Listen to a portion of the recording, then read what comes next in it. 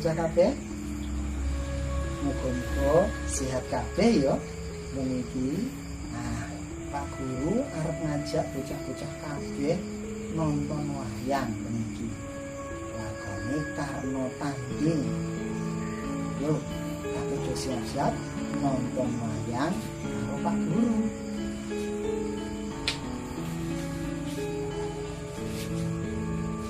Bismillahirrahmanirrahim.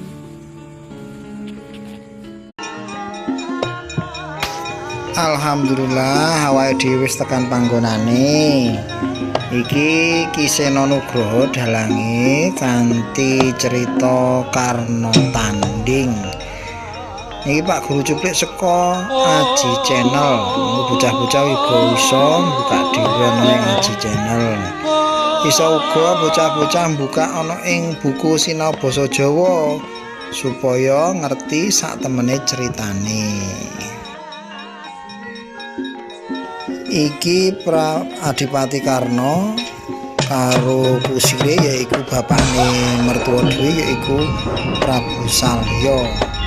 Ora ngerti yo panahe Arjuna kuwi panah Pasopati ngenani janggane utawa gulune Adipati Karno nganti Prabu Salya kusire dhewe bapakne ora ngerti nek janjane Adipati Karno wis kena janggane panah Pasopati. Karno kowe senopati kowe aja meneng wae.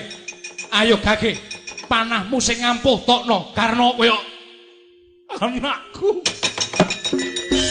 Oh.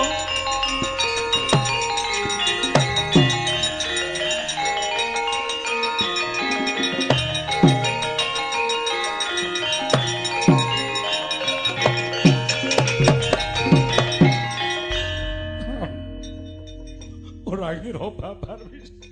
Kowe tak unek-unekke jebul kowe wis ra ana. Karno.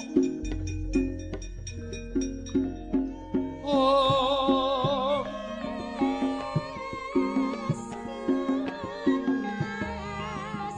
Oh. Iki sedhihe bapakne Adipati Karno, bapak mertuane ya. Bapakne sedih banget, mbok. Adipati Karno ki nek ngendikan iki ora sopan karo bapakne kuwi ning jenenge anak. Kuwi ya bapakne ya tetep sedih nek anake kuwi tumraping kabeh palastra utawa satriya gugur ana ing perang Barata. Nadyan kabeh do ora ngerti legetaning atimu. Ning bapakmu Mandara ora iso mbok apusi.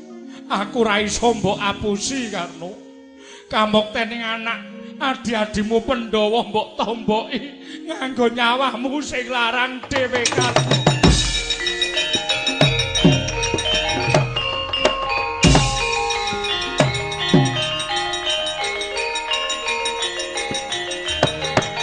Oh, Prabu. Rasa sedhihe Arjuna amarga Adipati Karno kena panah Pasopati mau. Arjuna karo Adipati Karno kuwi isih nunggal sedulur mergane ibune Dewi Kunti. Padha Dewi Kunti nanging beda bapak. Dheweke sedih banget lan banjur diceluk-celuk nanging diceluk-celuk supaya nyaket utawa nyeraki Adipati Karno ning dipenging karo Prabu Kresna.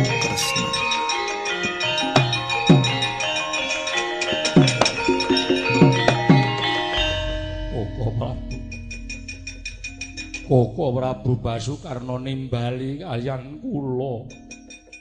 Kowe ora ngerti kok. Sing nyuwara kae dudu kok Yai Karna Basusena nanging kae pusaka ingkang isih disengkelit dening Yai Karna jenenge Kyai Kaladetik. Kae celuk-celuk mergo arep males karo kowe Janaka. Pusakamu kae kula nadah atungna ning kono. Caketna marang kuwandaning kadangmu Nalindra Ngawangga. Nistaken jawuh ora. sing celuk-celuk kuwi dudu Adipati Karna, mergane Adipati Karna wis gugur, wis palastra, wis mati. Ning sing celuk-celuk kuwi ya kuwi ning Narpati ngawangga.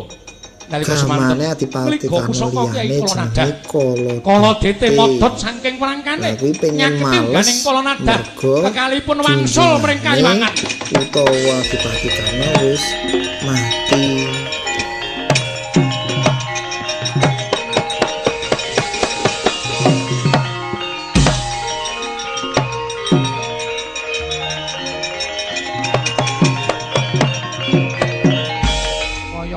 Ning jagat gawaning para dewa.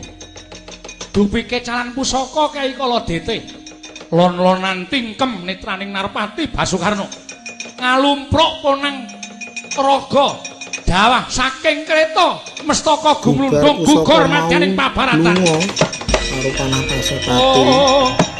Karo Kaladete mau lunga banjur awake Adipati Karna umprek sirahe glundung mustaka.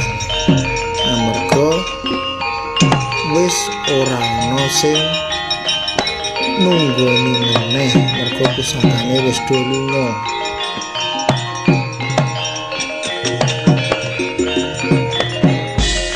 Apa Prabu sepinten kalapaten kula nyuwun pangapunten.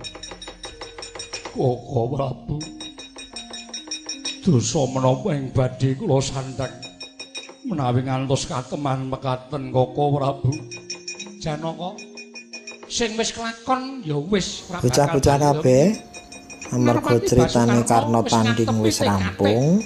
Yuk nganti ditotohake pati uripe belaning sanggaring para satya ana ing omah. Iki jiwa satria ingkang sejati. Esuk meneh awake iso nonton meneh. Ayo mundur sawetara. Dinteni sapa meneh sing bakal katon ning pabaratan Janaka. Monggo Prabu Putra.